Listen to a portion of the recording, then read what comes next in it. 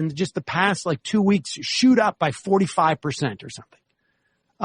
We are now at the lowest level of unemployment claims that we've had since going through COVID.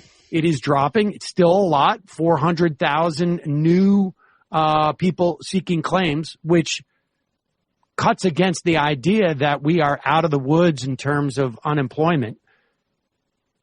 Although, I mean, those numbers contradict what McConnell was just saying about how we're seeing these effects in the economy. But right. The economy is getting better. Like the idea that there's increased demand, it's really just a question of our production capacity, which was everybody shut down because of COVID. Once that gets back up to speed and that supply matches the demand, we're going to be fine. So the inflation, there's no reason to believe this inflation is going to last. However, there's probably going to be a little bit of inflation when it comes to labor, which means that people are going to get paid more. And frankly, to the extent that there is inflation, you've got $1.5, $1.7 trillion worth of student debt out there.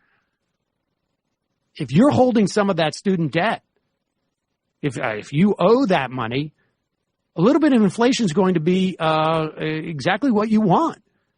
I mean, for people who have borrowed money, which is a lot of Americans, inflation's not necessarily a bad thing at all. And so he's sitting there worried about stagflation, which, as a reminder, means that there's no economic growth, but prices go up. But here he is leading off with saying that there's this huge demand out there. And so if there's this huge demand and people start to come online with their production and their supply, how do you have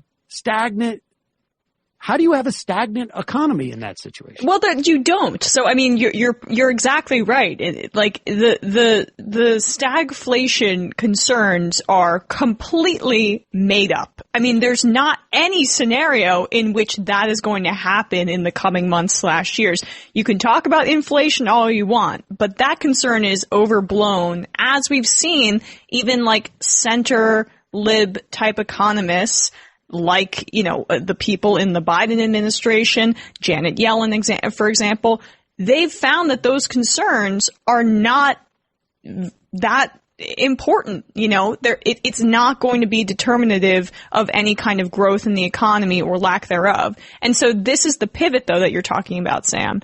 This is the pivot. This is from deficits. It was the deficit era of the past, multiple decades, coming to heights in the Obama era. And now we're in the inflation era of Republican fear-mongering about government spending. To be fair, they also were fear-mongering about inflation in the wake of the 2008 crisis, when we were hearing about quantitative easing 1 and 2 and quantitative easing 3. And Glenn Beck is in front of his blackboard and saying that we are Weimar Germany.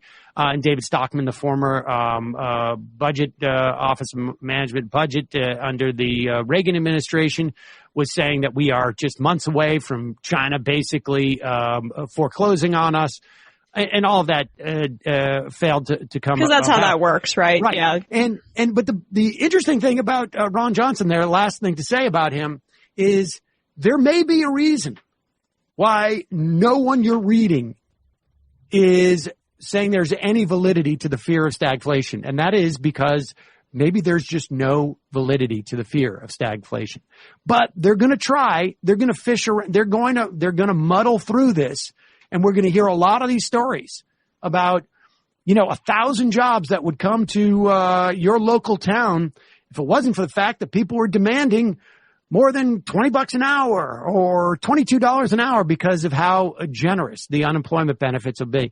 That, I think, is going to fall on deaf ears, because you've got people who are like, I'm getting that money, or those people are spending it in my store, or they're spending it at my business. So, I mean, that money's going somewhere. The people who are getting unemployment checks are not just fattening up their personal savings. They are using it to live and to pay for rent, and to pay for the food. So, I mean, that's documented. But, maybe they're just putting it under their mattress, Sam, just 'cause, even though they can't make rent or they're not able to buy groceries for their kids, maybe just for fun, they're burying it in the backyard. Could very well be. That could be the big problem that we're seeing. Except for he's also saying there's a huge amount of demand out there. Yeah. All right, we're going to take a quick break. We'll be right back with more after this. Folks, just a reminder, it is your support that makes this show possible. You can become a member by going to jointhemajorityreport.com. Jointhemajorityreport.com. Your membership supports the free show, gets you the free show free of commercials, also gets you the fun half, and also makes it possible for us to say, hey, we don't like that advertiser, or we do like that advertiser, but we can't support them anymore because we found out that they're doing production. I'm just harping on that because that's why we didn't have an ad yesterday. And why we'll only have 2 tomorrow. But be that as it may, it is our members who allow us to keep on keeping on, as it were. So become a member today. Join themajorityreport.com. Also check out the Discord, majoritydiscord.com. Check it out. We've got a great, thriving community of Majority Report listeners. It's a great resource for a ton of different things, not just conversation, but also, where can you get, where can you start doing, mutual aid, or how can I get involved in politics in San Antonio? I'm making up the San Antonio part. Maybe, but somebody should go into the Discord and do that. John, potentially. Yes, there you go. All right, folks.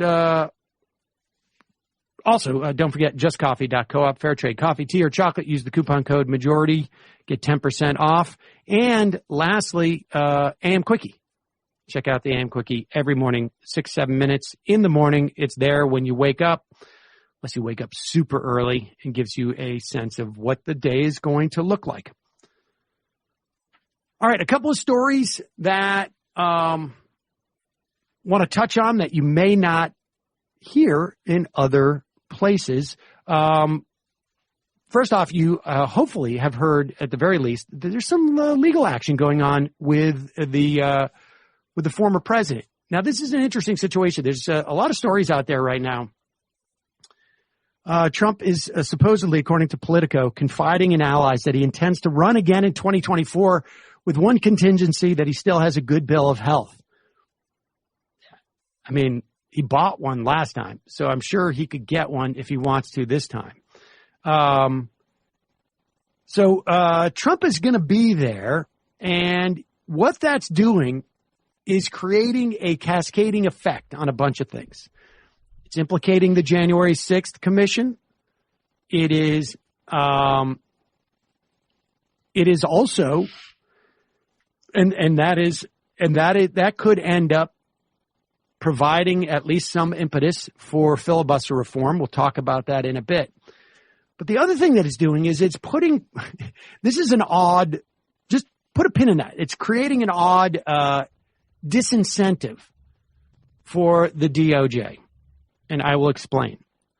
You've heard the story, obviously, that on Tuesday night, the Manhattan District Attorney convened a special grand jury to hear evidence in the investigation, the criminal investigation of the Trump Organization.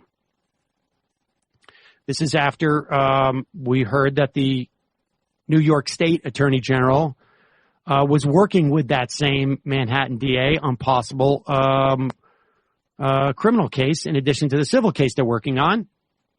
It's just a matter of time before we heard about the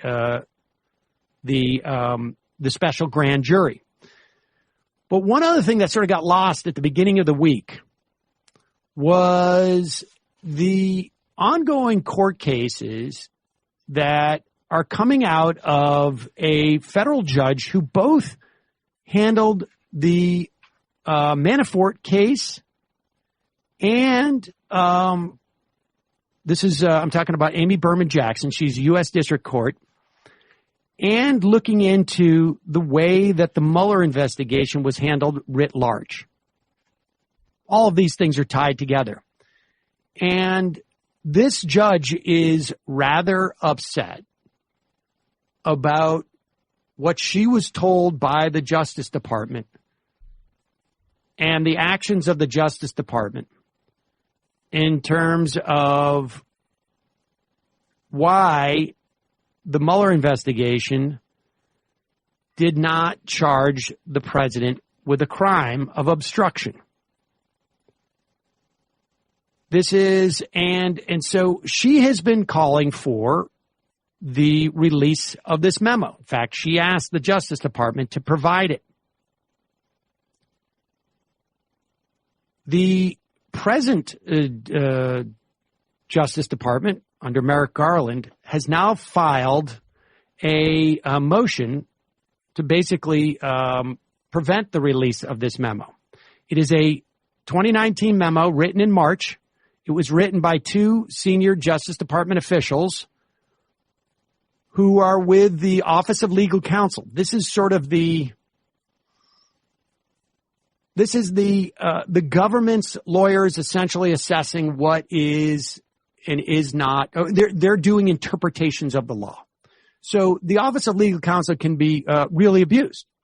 John Yoo famously wrote a memo justifying the torture regime under the Bush administration from the Office of Legal Counsel. According to Amy Berman Jackson, she issued an opinion earlier this month saying that she had read the memo. She wants it publicly released. And she says it showed that Barr was disingenuous when he cited that memo as key to his conclusion that Trump had not broken the law and should not be charged. She said further, the reason why he was disingenuous is because department lawyers, the Justice Department, essentially lied to her about the internal discussions that surrounded the memo. So the present Justice Department, out of fear of politicizing their department and maintaining the sort of institutional integrity, is defending these lawyers or that memo, protecting it from being released. They released 2 pages of it, a partially unredacted version. Although the redacted part seems to be the meat. Well, the parts that they didn't reveal are obviously the ones that she wants to be made public. And here's what's going on here. This is a part of the memo. Over the course of the special counsel's investigation, this is written by Steve Engel, who is the head of the departments of OLC, and Edward O'Callahan, who was a senior department official who was involved in supervising the Mueller investigation. It was addressed to Barr, and there's a little bit of CYA here. Cover your you-know-whats. Over the course of the special counsel's investigation, we have previously discussed these issues within the department among ourselves, with the Deputy Attorney General, and with you since your appointment, as well as the special counsel and his staff. Our conclusions are the product of those discussions, as well as our review of the report. This is the key. Bill Barr made his decision supposedly, and as he told the judge and as he told the American public, by taking input from the Office of Legal Counsel. But what is clear from this memo, and I imagine would be made even more clear if we saw the redacted part, was that Bill Barr was part of developing the theory of why they shouldn't charge it. And the theory in and of itself, right? The reasoning for not charging Trump is the bulk of what is redacted. Exactly. And there are two elements. One is the long-standing position by the OLC that a sitting president cannot be prosecuted. However, this same memo says, but you can bring charges.